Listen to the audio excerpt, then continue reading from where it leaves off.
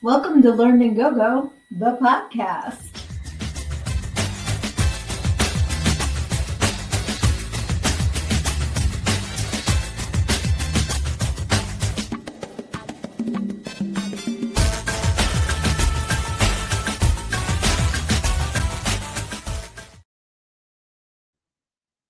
Hey guys, it's Sydney. I am your host, and I am also the author of Everything I Need to Know I Learned in Go Go, How a Preacher's Daughter Pole Danced Her Way to Finding Her True Self.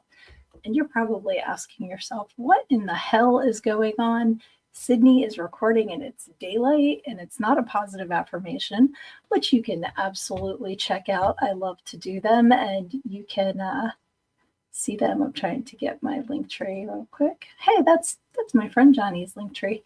You can see my positive affirmations, follow my socials, all things Sid here. So the reason why I am doing a recording and why I had that different intro are two very different reasons. First, I'll explain the intro because that was a little different. Some of you know, I had surgery back in November, and I had a discectomy infusion on my neck. So things were going great. Everything was wonderful. I drove around the block because I hadn't driven since like November 8th. So Friday, I had a doctor's appointment. And just for my annual physical, I go there, I go to run errands, I get rear-ended. So I have an appointment on the 9th. I don't want to dance around. I want to make sure everything's okay. Like so far, it's sore, but it's not, like I don't feel like my head's going to fall off. So here's hoping everything's fine. I'm just being cautious. So that's why I used an old intro so that I could still do the little dance, but not today. So I hope you guys will let that slide. But the exciting reason why, if you are seeing this right now, is because I am with my little sister because she's having a baby. And she asked me to be in the delivery room. And as soon as I heard she was being induced Tuesday night, I thought, I'm probably not going to be home Wednesday night to do my podcast. So preparing for that, and hopefully I'm with her and my new niece and everything is fantastic. And you guys still get to have a podcast, and I miss you live, but please, please, please comment and I will see them after the show. I can go back and read what everybody said. So about the things that we're going to talk about tonight, feel free to still participate. You guys all see each other. And I love watching you guys interact. So Wednesday, and it is, okay, I'm recording this on Groundhog Day. So first, I was thinking about what to talk about tonight, because I was thinking about, like I've had two kids. I was thinking about my stories with having them and stuff like that. That was, gosh, my youngest is going to be 21 on Friday, guys. Like, I feel like I'm not old enough to have my baby be 21, And my sister and I were talking about her baby, and how my sister is going to be 25 and stuff like that. And she's like, and then we'll blink and your niece will be 25. I said, don't do that, because that means I'll be 75. Like, things go by super, super, super duper fast. So please make sure that you are taking the time to enjoy them, because the biggest mistake that we all think is that we have the time. Definitely take the time, enjoy the happy moments, and, record them too, but make sure that you are experiencing it too. I know I am a photo taker. I've been a photo taker since I was a kid. I always had, like I used to have a camera. It was a rectangle, and you would open it, and it was like a Kodak. And the film that it took was kind of like, it had the film and then like the part that it clicked in. I know I'm not describing this very well. I wish I could do like Pictionary on the screen and be like, it looked like this. Yeah, I don't have anything in this room. Trust me, if I knew the name of the camera, I'd tell you. But I used to love taking photos with that. And back then it was like, you'd get 24 or 48 pictures, and you wouldn't know if any of them were any good until you sent them away, unless you could afford the 1 hour photo. You'd send them away and wait a couple weeks, and then they'd come and you'd excitedly look through all your pictures, and hopefully more were good than bad. Then when I had my babies was in the early 2000s. So smartphones still were not a thing. If smartphones were a thing, I can't even imagine how many photos I would have. I had, excuse me, I had a Fuji digital, and now I have a Canon. And I took them everywhere with me. Like, I have a photo of my older daughter sitting in the shopping cart at the Kmart, and I saved it as her first time sitting in a shopping. That means I had my camera bag with me to go to Kmart. Like, I was obsessed. So all that to say, make sure you're taking time to actually experience things too, and don't only see your life down the camera lens, because sometimes, and of course, I know I have a lot of creative people on here. I'm not talking about when we do our creative projects. I'm just talking about day to day. Make some time to be present, because you're going to look back and be like, man, I wish I had experienced that more, or I paid attention, or I let that person know how I felt. So that's all I have to say about that. But I will absolutely be taking tons of photos of my new niece, who might be here when you guys are seeing this. I don't know. I don't have the crystal ball to see into the future. But like I said, it is Groundhog Day as I am recording this. So I thought it would be fun to talk about Groundhog Day. Now, sorry about that. Had a little bit of an issue when I tried to move something and accidentally unplugged my whole setup. So it's going to be one of those days. Anyway, as some of you know, I live in Pennsylvania, home of Punxsutawney Phil, who is considered to be the groundhog of groundhogs, at least in these parts. The Pennsylvania Lottery actually has a mascot named Gus, who says he is the second most famous groundhog in Pennsylvania.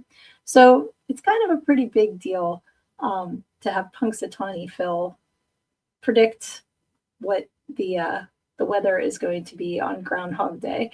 And I was like, you know what? I feel like he's not the only groundhog, because I've heard of Woodstock Willie. There's another couple that I heard of from Pennsylvania. I think Jersey has one. So he's not the only groundhog. So I thought it would be fun to look up the top 10 groundhogs for Groundhog Day, and have some interesting factoids about them. And to see who's predicting what, because of course they don't all say the same thing.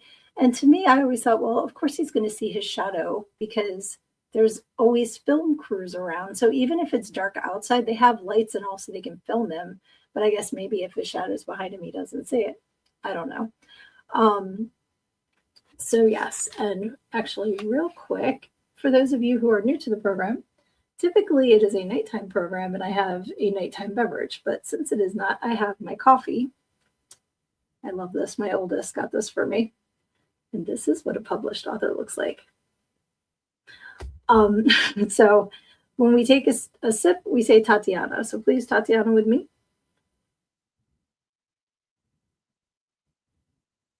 Tatiana was born from one of the stories in my book. So if you would like to know who Tatiana is, you can go to learnedindgogo.com and get yourself a copy of my book. Excellent. Back to rodents. So, like I said, Punxsutawney Phil is the groundhog that I grew up with as the groundhog. And he lives in, I couldn't make this up, he lives in Gobbler's Knob, Pennsylvania. Sometimes you wonder what people were thinking when they name things. And I know vocabulary changes over the years, so maybe they thought they were being funny. Maybe they thought that it was a serious name, but it is Gobbler's Knob, Pennsylvania. He has made 131 predictions to date. And this morning he said 6 more weeks of winter. So to Punxsutawney Phil. Now, fun facts about Punxsutawney Phil. Oh, wait, you know what? Dumbass me. I want to give a shout out to groundhogday.com, which is where I got most of these photos and fun facts from. But that's Punxsutawney Phil, and he loves to do an interview. So he drinks groundhog nog to live forever. Every year on Groundhog Day, they give him his groundhog nog, and that helps him live forever. Fun fact, Phil is married. Phil's wife, Phyllis, does not receive the groundhog nog. So how many Phili have there been? Because I would imagine that, or maybe Phyllis is just badass and lives forever without the nog. Who knows? But that is the Punxsutawney Phil as of this morning. So on number 2, I have, I love these names. They are so cute. Octoraro Orphy. And Orphy, as you can see, is a taxidermied groundhog. So I query, how does he see or not see his shadow if he's a taxidermied groundhog? I have no. But he has made 94 predictions to date, and he also said 6 more weeks of snow. So Orphy can also suck it. Apparently, the United States is not the only country to celebrate Groundhog Day. In Ontario, Canada, there is, I guess it would be Wyarton Willie. He is a white groundhog. He looks very upset to be interrupted having his corn. But he has done 63 predictions to date, and he said early spring. So yay. Why are the Canadians always so nice? They're always so nice. Apparently, the last 5 years, he has predicted an early spring because he is Canadian and he is nice. All right. Number 6 sounds like he doesn't sound like he's from Wisconsin, but his face looks like his name. This is Jimmy the Groundhog. And Jimmy lives in Sun Prairie, Wisconsin. He looks like he has not had his coffee yet, nor said Tatiana yet. Out of 58 predictions, today's was early spring, so good job, Jimmy. And his fun fact is that he occasionally bites the mayor's ears. He looks like he would bite the mayor's ears, and he looks like his name would be Jimmy. I love rodents. I had a guinea pig, and I see his little face and like all these little faces, and I miss my Stan so much. He was just the best. And I would have wished him a very happy Groundhog Day because I'm sure that, cavies and groundhogs are cousins or something. They're just adorable. So moving on from Wisconsin to West Virginia, we have, this one cracked me up. Okay. So this one has a really good backstory. This is Concord Charlie. And if you can't see this if you're just listening, but under the drawn picture of Concord Charlie, which says Concord University Groundhog Day, Athens, West Virginia, and it's a little what's the word I'm thinking of? It's a cartoon. That's it. I'm looking at Concord and it's messing up my brain. Little cartoon groundhog in his little logo, and underneath it says Charlie is a presumed groundhog. And the reason why it says that is he is from Concord University, and he gives his prediction to the president of the university, and only the president has ever seen him. So everyone else is presuming that he's a groundhog. He has made 48 predictions to date. Today's was early spring, so thank you for that, Charlie. And the last 5 years, he has also predicted an early spring. All right. So whether he's for real or not, I dig his predictions because I'm ready for early spring. I don't know what it's like where you guys are. We got like 8 to 10 inches of snow a couple weeks ago. It's still here because our temperatures have been in the teens and lower. And I'm over it. I'm over it. It's to the point now. Tatiana, everyone. where because everyone's driving and the exhaust and the dirt and the dog poop and it's not even pretty to look at anymore. Like it can go. I thought today we were supposed to go above freezing, but according to my laptop, it's 29 outside. So it's trying. It's trying. Come on. But I know I'm taking like a left turn here. There's a weather forecaster in New Jersey named Nor'easter Nick, who I recently discovered and is a delight. So I love his weather forecast. He's on Facebook if you want to give him a follow, Nor'easter Nick. But he said we are probably due for 2 more snowstorms in February. So at his prediction, but yay, Nick is a fun guy to watch. So, okay, our next groundhog, when I saw his name, this is something that I would probably name a groundhog just because it's absolutely ridiculous. Now, our next groundhog comes to us from Wuthering Heights, is the name of Wuthering Heights Mansion is where he lives. And it's weathering, not wuthering, because he predicts the weather. Get it? And that is in Jackson, Georgia. Please meet General Beauregard Lee. Yeah, General Beauregard Lee from Jackson, Georgia. Doesn't he look like a Beauregard? His face, for those of you just listening, he just looks like he would be like, now, listen here. Like he's got kind of that kind of face. I think he's adorable. He's built like a potato. He's kind of like glaring at everybody off of his little rock. I think he's adorable. And he has made 43 predictions so far this year. He's predicting 6 more weeks of winter. So boo, boo on you. But his fun facts are that I skipped one, didn't I? He enjoys naps, digging tunnels, and hash browns. So good on him. Oh, I see. It uploaded my things out of order. That's why I missed one. But that's okay. I'm happy to get to General Beauregard Lee a little early because, like I said, I think he is adorable. He looks like an angry potato. And I don't agree with his prediction, but I agree with him. So excellent for the Georgia groundhog. The one that I skipped by accident is Buckeye Chuck from Ohio. He's the official groundhog of Ohio. He is from Marion, Ohio.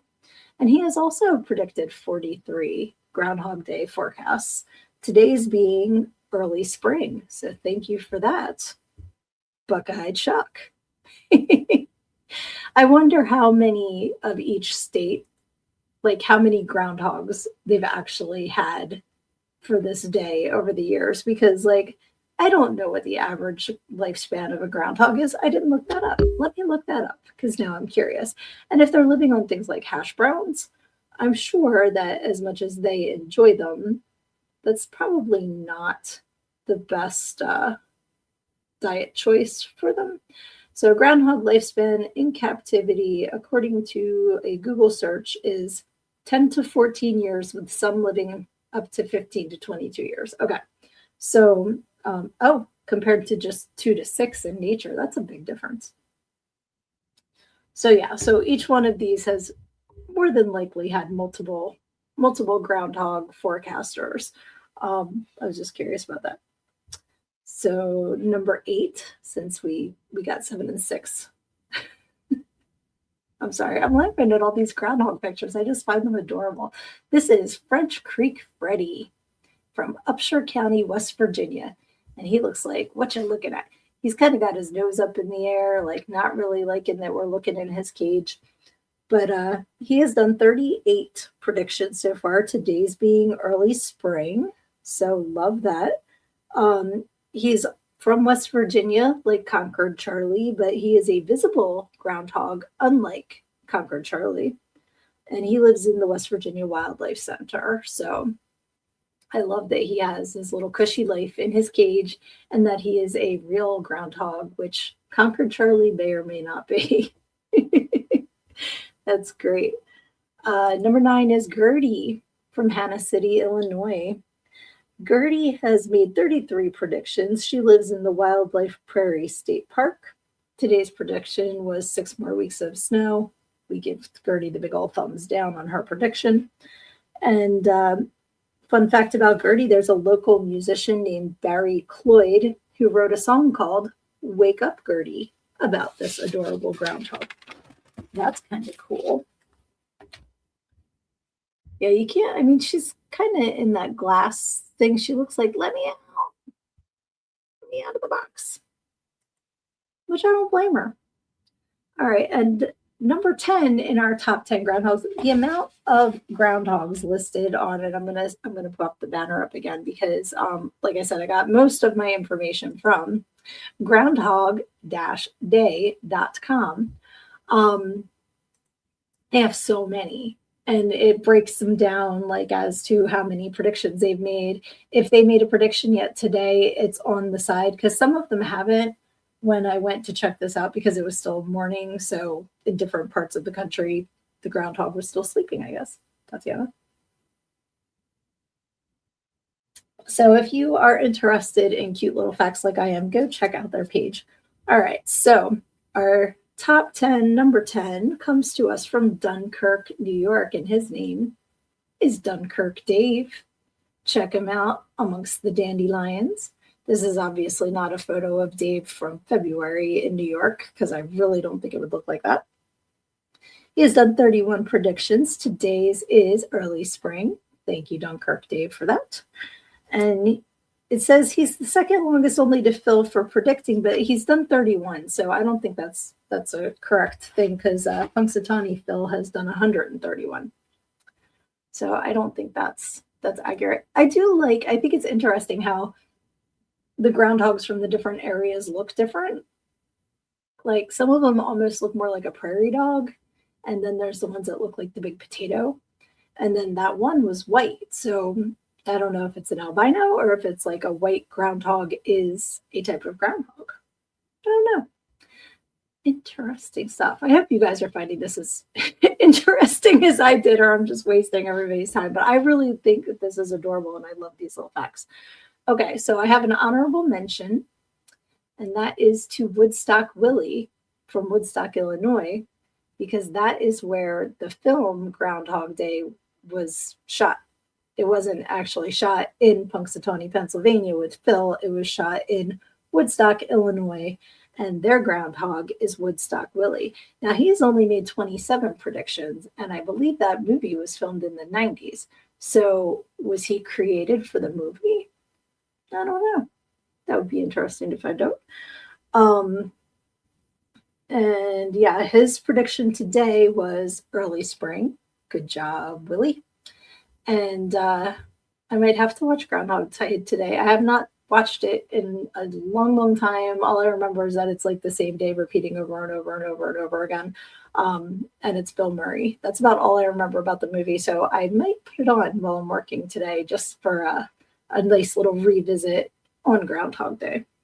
So if all of these places in the US and in Canada too do Groundhog Day predictions, I was like, well, is it just groundhogs? The answer is no. And I have I have some fun little non-groundhogs that make predictions on Groundhog Day, only they call it different things. Like in if I can read my writing, I think that's Eastford, Connecticut. They call it Duck Day on February 2nd because they have Scramble the Duck, who makes predictions. And Scramble is a Peking duck, so I guess she's peeking at her shadow. Get it? Yeah, so has done 12 predictions so far, and today predicted 6 more weeks of winter. Can I get my thumb down out of the side? Boo, Scramble. But cute duck. And then in Florida, yes, in Florida, we have Athene, the burrowing owl. And I like that this picture, which if any of you are looking at it, I don't think it needs the description under it that says Athene is a person in an owl suit. It looks like the owl suit is made out of high quality felt, but it has the big, you know what's funny? Athene's eyes kind of look like the camera film holder I was talking about earlier. So Athene also predicts. She's done 7 predictions, but she hasn't done hers for today yet. So I don't know whether she says 6 more weeks of winter or early spring. But I like my note. It says, person in owl suit, no shit. That's my notes for a theme, the owl. This one I was very, very excited to read up about. His name is Bee Cave Bob. I'm all for a Bob. Anything named Bob, I just am like, I'm here for it. So Bee Cave Bob comes to us from Bee Cave, Texas. And he's an armadillo. He is so cute.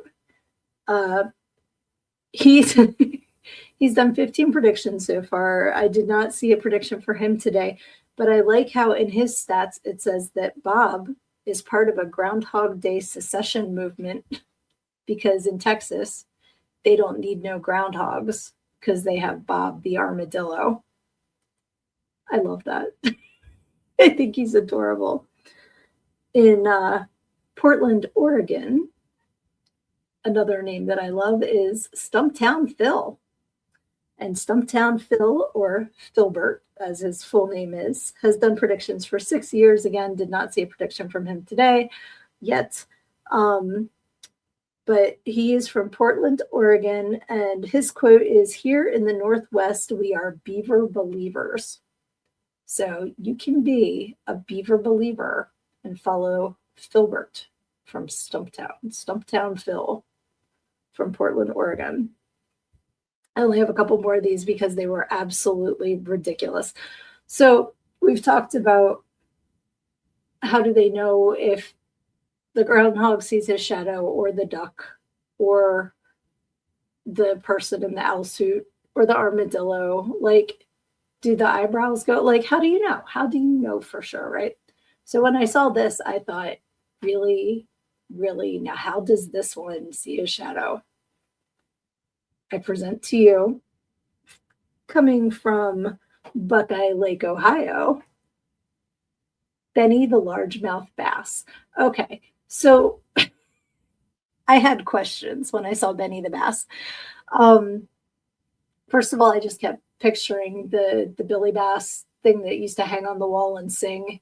Do you guys remember that? Like back in the day, he was in I think there was a McDonald's commercial that used him too. Something about give me back my filet of fish, give me that fish, something like that he would sing. So that was what I first was picturing. So then I had to read up on Benny the bass. He has made 11 predictions, and today he has predicted early spring. Thank you, Benny. So how does a fish see his shadow? He doesn't. They actually give him a different way to predict than the groundhogs and other ground creatures because he's in the water. So what they do is they give him his breakfast. And if he eats a minnow within 3 minutes, it's early spring. But if not, it's 6 more weeks of winter. And while they give him the minnows and all these people are crowded around to see what Benny does, they start chanting, "Take the bait, spring can't wait." I love it. I love it. It's hysterical. Like, take the bait, spring can't wait. And they all watch this fish to see if he's going to eat his breakfast. Now, because I'm ready for spring, I might have given Benny his dinner a little early the day before, so he's real hungry. But that's just me. Because if you're really like counting on this fish's prediction, I don't know what to tell you. All right, last one, I promise. But I had to, when I saw this one, I couldn't not mention Quentin. From Massachusetts, I present to you Quentin the quahog clam. So again, not a shadow seeker. He can't see his shadow. He is a clam. He is in his shell. So what they do is I couldn't find a picture with 2026 written on the clamshell. There's past ones, last year's 2025, whatever. They usually write the year on the shell. And then they open up the clamshell. And if Quentin spits water out, early spring. But if he doesn't, then 6 more weeks of winter. So he's done, I don't know how many years he's predicted. I don't have that written down. But he predicted early spring. Thank you, Quentin. And from what I can tell, Quentin is the only one of these creatures that actually offers up the ultimate sacrifice for his prediction, because as is tradition, Quentin is consumed after his prediction every year. So they open him up, they see what he has to say, and then they eat him. So, okay. I'm very, very allergic to clams, but I'm still on Quentin's side because that's a crap gig. So that is my Groundhog Day roundup for you all. I hope you enjoyed it. Like I said, I was kind of curious about the creatures other than groundhogs that they rely on for weather predictions. And again, on groundhog-day.com, they have a lot of the non-groundhog folk as well. So if you're just looking for a little fun read, it's definitely like interesting and cute. So that is what I have for the holiday. I don't see why I can't play Pick Page by myself. Let me see. I wonder if I could do a random number selector. I bet I can. Okay, so after playing around a little bit, I realized I can only share one tab at a time. So what we're going to do is we are going to use the number picker wheel to pick the page number. And then I'll use the online random picker and let you know if it picks A or B, because I can't, like, switching between the two is going to take a year and a half. So let's see what page it wants me to do.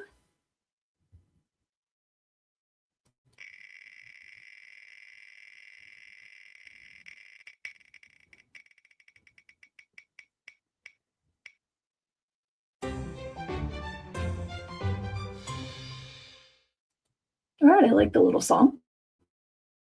All right, so page 107, and then if I go to the online random picker, oh wait, share this tab, cool. So I can pick a random item.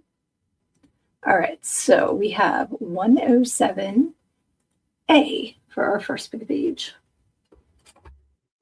Dun -dun, which is my book, Everything I Need to Know I Learned in Go-Go, How a Preacher's Daughter Pole Danced Her Way to Finding Her True Self, available on learntogo.com. All right, so let's see what 107 is. Some girls go left, some go right. Some girls pull it out to the side and front so far you can get a full view of her snapper. Others put one hand over the front of their thong while pulling out the side to keep all of her lady bits locked up tight. Some girls do a snatch flash, and others have their hairy hatchet wound on lockdown. Others fall somewhere in between. Some ladies would like to show a bit of their hairstyle if there is one. Others would do a little peek and then slam it shut. It was ultimately up to the girl how much she was willing to share. So that is from my book. All right, let's see if we go back to the number picker. Share this tab instead. We'll remove that choice and spin again. So we have page number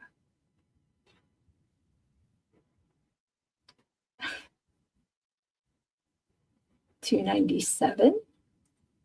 And okay, cool. That's great. Let's do B because we just did A. Because I'm not good at online tabby things like that. So we had 297, and we are going to pick book B, which is The Encyclopedia of Unusual Sex Practices by Brenda Love. All right, so number 297. It's towards the way, way back.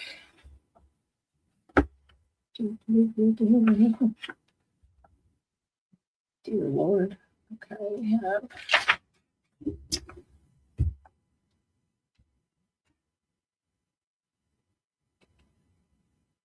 okay. That's not very interesting.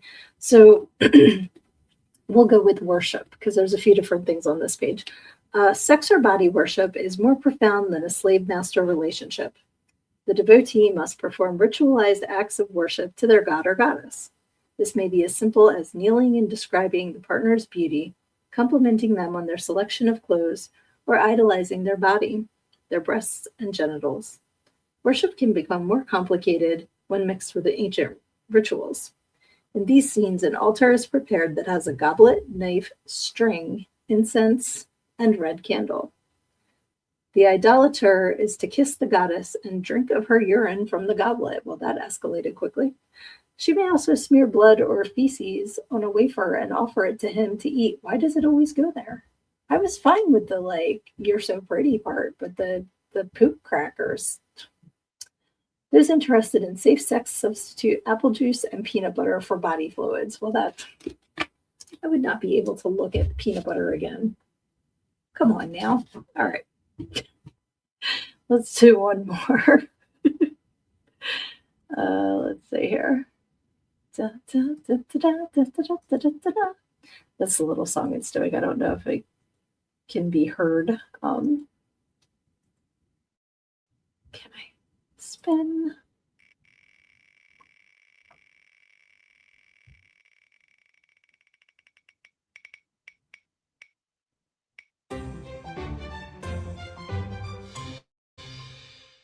$2.45. All right. So we'll go back to this book and then we'll do one more from the other one because the random AB isn't working. And I feel like my screen is glitching, but I don't know why. So hopefully this is all getting recorded correctly. Okay, so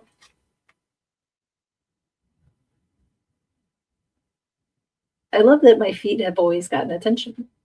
I know that sounds weird, but it's one body part that I have received positive feedback on for years. I'm not sure if it's because I'm a Pisces, the astrological sign that rules the feet, or just luck of the draw. But I have had men, women, gay, straight, all share with me how they find my feet attractive. I appreciate the compliments because they don't also get a poop cracker. Okay, last number, and then we will call this a day. So back to the picker wheel, and we'll remove that choice and pick again. Maybe it'll pick a number, not the 200 and something. Let's see.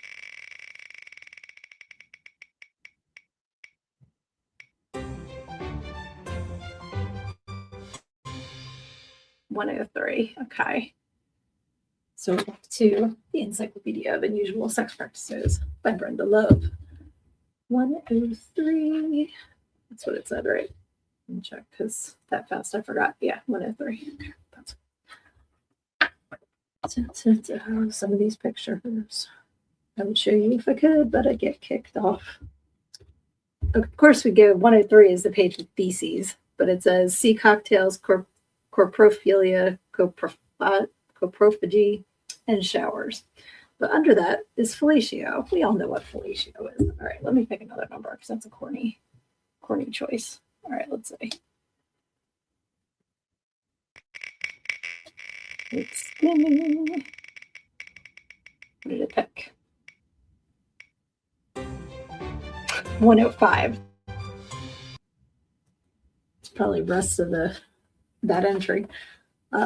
It absolutely is. There's okay, we're going to skip ahead to autofellatio just because this picture is cracking me up. Is performed by a male on himself. Simons writes of a hermaphrodite. Again, this is an older book of gods who had penises as long as their torso because some primitives thought these guys reproduced by inserting their penis in their own mouths. Others believed in their god's ability to insert its penis in its own vagina. Kinsey reported that 2 to 3 males in 1,000 practiced autofellatio. In order to perform autofellatio, the man has to be limber and have a rather large penis. Is anyone else thinking of Clerks? Because that's the first thing I thought of is Clerks with the guy that died breaking his neck, sucking his own dick. That's all that I can think of as I'm reading that. So we'll call that a day on Pick a Page for this week, folks. And I'm actually going to wrap this up because I really enjoy our live back and forth because it's a lot harder to sit here talking to myself, and I miss you all. But I really do hope you enjoyed my Groundhog Day special. I thought that was pretty fun. And again, let's see, it was giving them props, groundhogday.com, if you want to see more cute critters and see what their predictions are. And you can also go to learnedingogo.com. That's a teeny tiny banner. Let's get the big banner. Learnedingogo.com, where you can get a copy of my book. You can also go to my link tree, and that will take you to my website, to my daily positive affirmations, which are available on my Learn and Go Go the podcast Facebook page, my Learn and Go Go Instagram, and my Learn and Go Go the podcast YouTube channel. And the link tree will take you to my socials, to all things Sid. So just remember that sometimes life can be a little difficult to deal with, and you just want to stick your head in the sand, but you think you're hiding from the world, and everyone else just sees a big ass. Love you.